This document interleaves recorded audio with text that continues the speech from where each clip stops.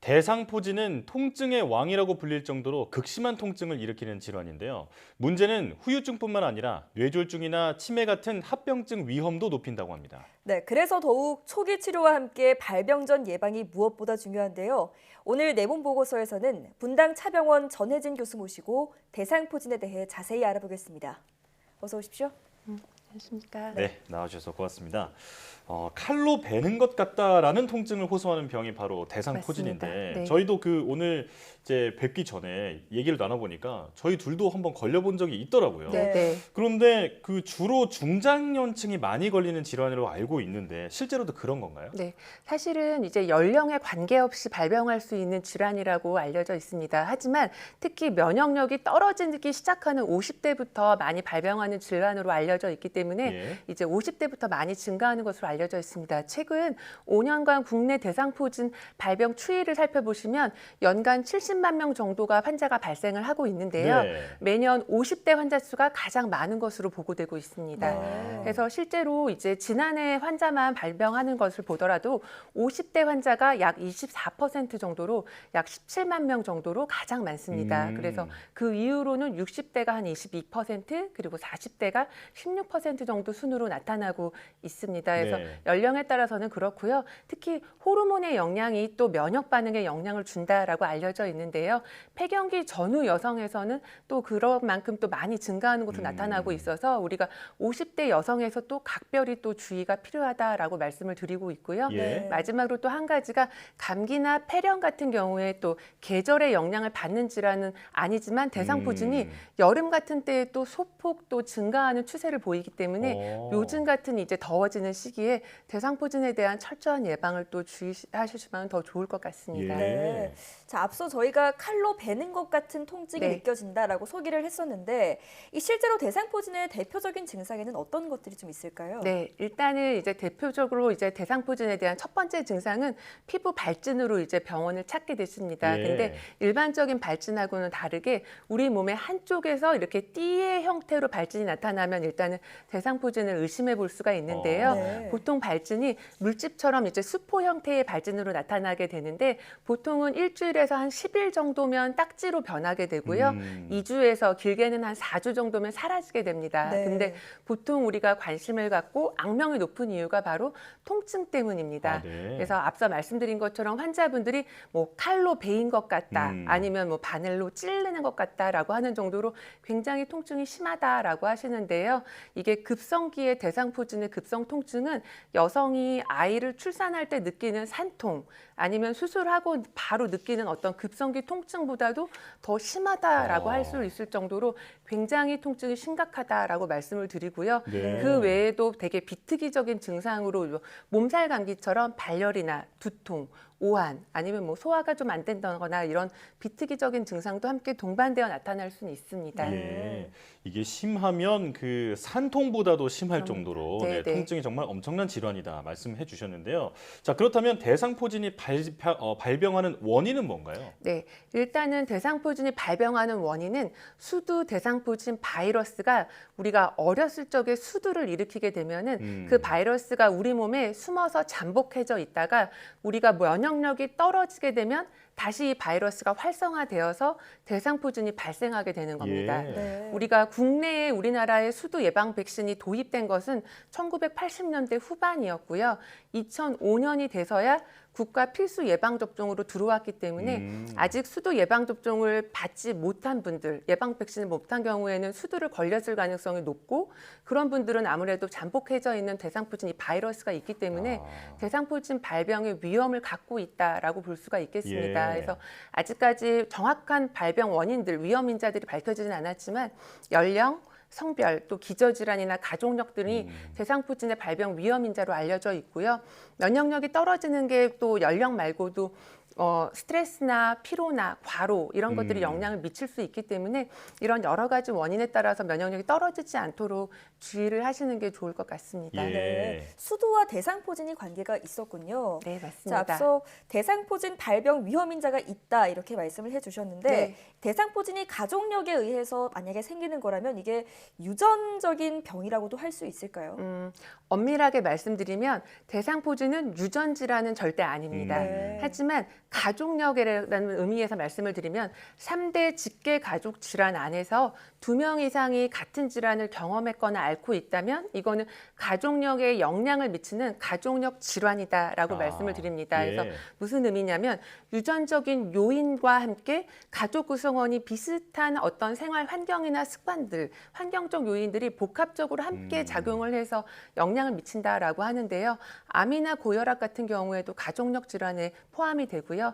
대상포진도 잘 알려져 있지는 않았지만 사실은 이런 가족력의 영향을 받는 질환으로 알려져 있습니다. 네. 그래서 일례로 대상포진과 가족력에 대한 연구를 하나 소개시켜 드리면 부모나 형제 자매, 그러니까 1촌이나 2촌 안에 대상포진을 앓았던 분이 있다라고 하면 전혀 없는 사람에 비해서는 이런 분들은 대상포진의 발병 위험이 4.9배 정도로 올라가게 됩니다. 예. 그리고 전혀 이제 1, 2촌이 아니더라도 우리 가족 안에 대상포진을 걸렸던 가족이 있다라면 최대 6.2배까지도 대상포진에 걸릴 위험들이 올라가기 때문에 우리 가족 안의 구성원 중에 누구 한 명이라도 대상포진에 걸린 분이 있다라면 나는 아무래도 위험도가 없는 건 아니기 때문에 조금 더 각별하게 신경을 쓰는 게 좋을 것 같습니다. 네. 보통 질환에서 어떤 가족력이라고 하면 보통 네. 유전적 요인만 생각하기 마련인데 네. 비슷한 생활 환경이나 어떤 습관, 이런 환경적 요인도 네. 가족력으로 볼 수 있다. 네, 말씀을 맞습니다. 해주셨습니다. 자, 그렇다면 이렇게 심각한 통증을 유발하는 대상포진, 이제 치료는 어떻게 하나요? 네. 대상포진 바이러스 감염에 대해서는 일단은 손상된 신경의 손상을 줄이고 빠르게 치유를 하기 위해서는 첫 번째는 항바이러스제를 빠르게 처방을 받는 것이고요. 대부분 환자들이 통증이 굉장히 심각하기 때문에 환자에 맞는 진통제를 처방을 받아야 되겠습니다. 그래서 일단은 피부 발진이 굉장히 발생을 하고 나서 항바이러스제를 3에서 5일 이내 빠르게 투여가 되어야 바이러스에 대한 어떤 신경 손상의 정도가 빠르게 치유도 되지만 이후에 대상포진 이후에 통증이 오래 가는 것, 우리가 대상포진 후 통증 신경통이라고 하는데 예. 이것을 예방하는 데 굉장히 중요합니다. 그리고 통증 같은 경우는 환자마다 굉장히 다양하고 정도도 굉장히 심각도가 다르기 때문에 환자에 맞게 처방을 하는데 심각한 경우에는 마약성 진통제나 항우울제까지 처방을 받는 경우도 있겠고 네. 이걸로도 조절이 안 될 때는 우리가 신경 블럭이라고 해서 신경 차단술을 받게도 되는데요. 예. 마취제나 스테로이드를 섞어서 문제가 되는 신경절에다가 주사를 해서 적극적으로 통증을 조절을 하고 대상포진 후 신경통을 예방하는 치료까지도 하게 되기도 합니다. 그렇군요. 네. 저도 대상포진에 걸렸을 때 통증이 워낙 심했다 보니 네, 네. 앞서 말씀해주셨던 뭐 항우울제나 마약성 진통제를 얘기하셨을 때 좀 네. 이해가 되더라고요. 네, 네. 네, 근데 이 대상포진은 통증 자체로도 일상생활을 좀 힘들게 하지만 합병증도 무섭다고 들었습니다. 네, 어떤 네. 합병증이 생길 수 있을까요? 일단은 어느 신경을 침범했느냐에 따라서 합병증은 굉장히 다양하게 여러 가지로 나타날 수 있는데요. 가장 많이 알고 계시는 거는 발진이 없어졌는데도 통증이 오래 가는 것, 대상포진 후 신경통이다라고 하는데요. 예. 이러한 신경통은 발진이 사라지고도 30일에서 길게는 6개월까지도 통증이 지속되는 걸 말합니다. 네. 그래서 통증이 지속되면 환자들의 삶의 질이 매우 떨어지게 되는데 뭐 입맛도 없고 식욕부진, 만성피로 이런 신체적 문제뿐만이 아니라 우울증 또 뭐 집중력도 떨어지게 되고요. 환자들이 굉장히 뭐 이런 정신적 문제들 때문에 입원을 하는 경우도 굉장히 많습니다. 네. 그리고 얼굴로 오게 되는 것 이런 거는 뭐 적게는 10%, 많게는 4분의 1, 25% 정도까지도 환자들이 안부 대상포진이라고 해서 한쪽 얼굴에 오는 경우들이 있는데요. 이럴 경우에는 눈까지 침범을 하기 때문에 결막염, 각막염, 안검 하수나 녹내장까지도 올 수가 있게 되고요. 무서운 게 이런 머리 쪽 신경을 침범하기 때문에 치매 위험도가 2.9배까지 올라간다고 하고요. 이런 혈관 질환까지 위험도가 올라가게 되는데 뇌졸중의 위험도가 1.9배, 또 뭐 심근경색의 위험도가 1.6배까지 올라간다라는 보고도 있기 때문에 굉장히 무서운 질환이다라는 것을 꼭 기억하시는 게 좋겠습니다. 네. 네. 그냥 사실 피부에 뭐가 생기니까 그냥 피부병으로만 알고 있는 경우가 많이 있는데 이렇게 네. 합병증까지도 무서운 아주 심각한 질환이라는 네, 점을 네. 알게 됐습니다.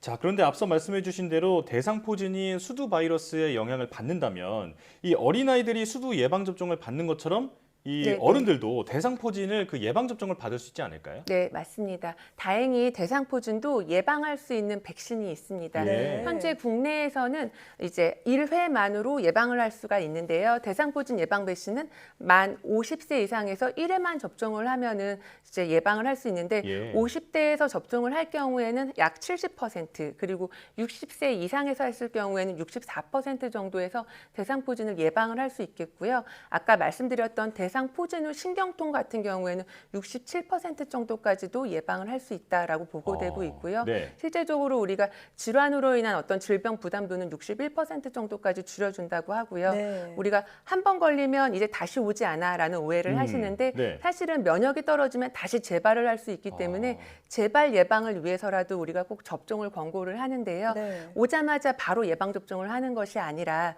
대상포진을 치료를 완료한 이후에 최소 6개월, 그래서 한 12개월 이후에 예방 접종을 할 것을 권고하고 있다라는 것을 꼭 기억을 하시면 될 것 같습니다. 네. 그렇군요. 네, 근데 최근 코로나19 예방접종이 한창 진행 중이잖아요. 그런데 대상포진 백신과 코로나 백신을 같이 접종을 할 수 있는지 아무래도 좀 접종 간격을 둬야겠죠. 네, 우리가 이제 아무래도 코로나19 예방접종에 대한 관심이 굉장히 많아지면서 이제 7월부터는 우리가 많은 분들이 이제 일상에서 복귀하면서 사실은 다행이기도 하면서 의사로서는 많이 걱정이 되기도 합니다. 왜냐하면 많은 분들이 사실은 대상포진 예방접종이나 다른 성인 감염병에 대한 예방접종을 많이 하셔야 되는데 제가 이제 필요성에 대해서 말씀을 드리면 코로나19 예방접종 때문에 지금은 필요한 예방접종을 안 하는 경우가 굉장히 많거든요. 예. 근데 사실은 그럼 두 가지 예방접종을 같이 해드릴 수 있느냐라고 한다면 지금 현재 우리나라 국가 예방접종 지침에서는 두 가지 예방접종을 동시에 할 수는 없습니다. 네. 이게 중요한데 두 가지 예방접종을 같이 할 수 있는 연구 결과가 없기 때문이고요. 꼭 기억하실 거는 동시 접종은 되지 않지만 이제 간격을 두고는 가능을 합니다. 그래서 최소 간격은 14일, 2주인데요.